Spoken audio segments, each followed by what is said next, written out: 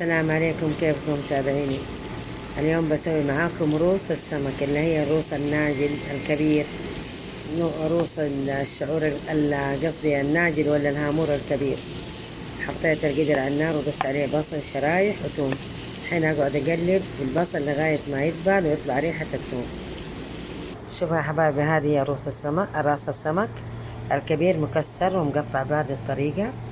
واحتاج هنا فلفل حار وبهار كاري وبهار مشكل وفلفل أسود وكركم ومرقة ماجي وطماطم وملح.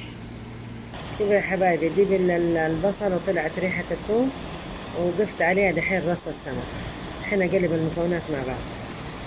شوفوا يا حبايبي، قلبت البصل مع الثوم مع السمك اللي هو راس السمك، وضفت عليه البهارات، بهار كاري وبهار مشكل وفلفل أسود وكركم ومرقة ماجي وفلفل حار. الفلفل الحار اختياري على حسب الرغبة.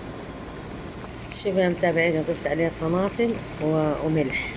الملح اختياري على حسب الرغبة. الحين اغطي عليه القدر واترك يتسبك.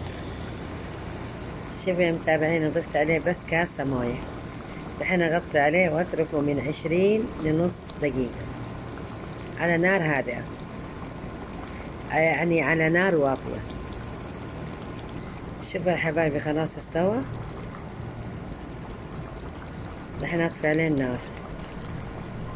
طبعا ما راح اغرفه دحين، طبعا هذا يتاكل مع رز ابيض، وما راح اغرف دحينه لانه مو وقت دحين عشانه ولا شيء. فشوفوا ما شاء الله تبارك الله. اذا عجبتكم الوصفه لا تنسوني من الدعم واللايك، وبالعافيه علينا. اتمنى انكم تطبقوا الوصفه هذه.